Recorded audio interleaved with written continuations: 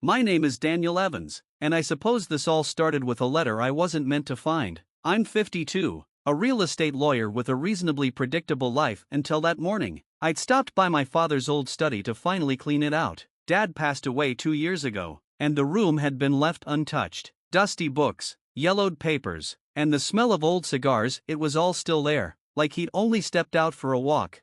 As I pulled open the bottom drawer of his desk, I found an envelope. It was thick and worn, addressed in a spidery hand I didn't recognize. My curiosity got the best of me. I slid the letter out and unfolded it.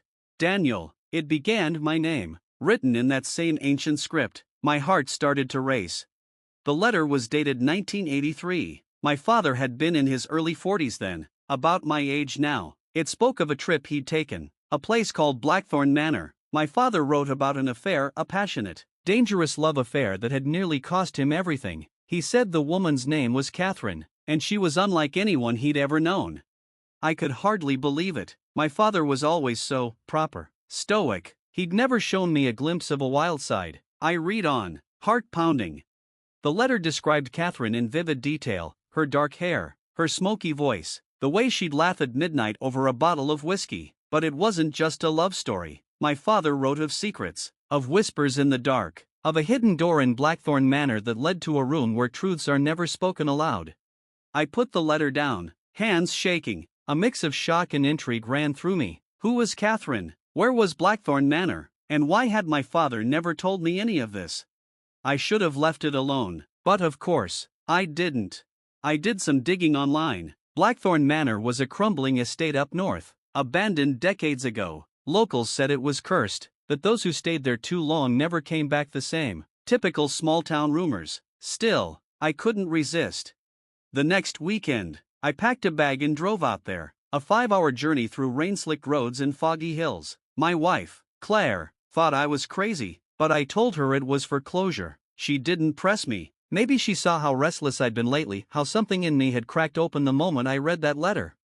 When I finally arrived, Blackthorn Manor looked like a haunted painting. Ivy choked the stone walls, and the iron gates hung crooked. I parked and walked up the gravel path, every step crunching like a warning.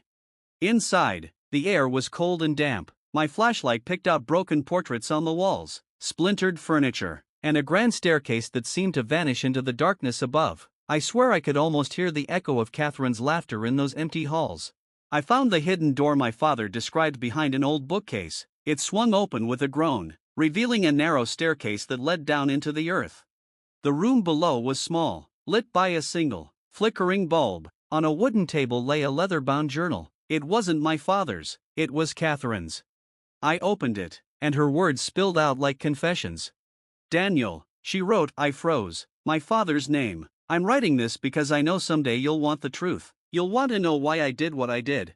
The entries were dated over the course of 3 months in 1983. She spoke of a passion that burned brighter than reason, of nights spent tangled in sheets and days spent hiding from the world. But there was more. She hinted at an affair not just of love, but of danger.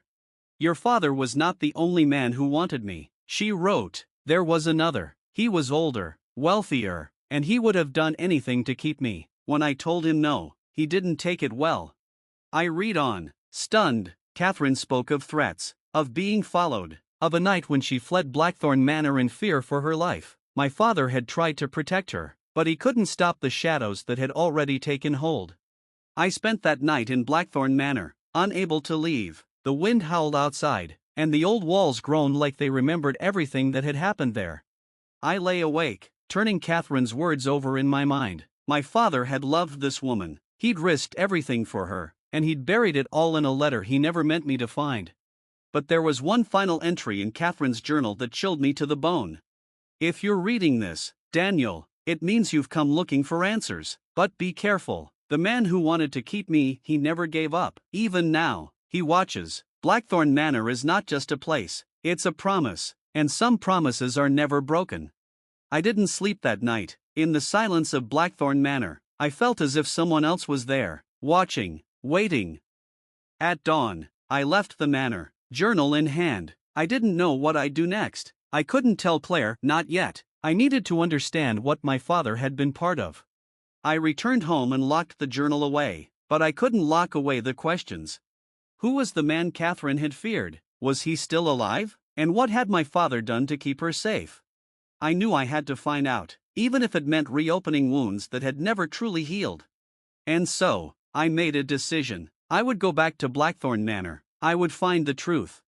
Because in the end, I realized this wasn't just my father's story, it was mine, too. The days that followed were a blur. My father's old letter and Catherine's journal haunted me. At work, I found myself staring out of the window, the city's noise fading into the background as I replayed every word she'd written. One evening, as I sat at my kitchen table with a glass of whiskey, I decided to call an old family friend, Michael, my father's closest confidant. He was a retired historian, and if anyone knew about Blackthorn Manor's dark past, it would be him. "Michael," I said when he answered, "I found something about Dad and Catherine." There was a long pause. Finally, he sighed. "Daniel, there are some stories that were meant to be buried." I told him everything about the letter, the journal, the man who'd threatened Catherine. Michael didn't interrupt. When I finished, he spoke softly. "Your father, he loved her more than he loved himself. But Blackthorn Manor, it was a place where secrets became curses."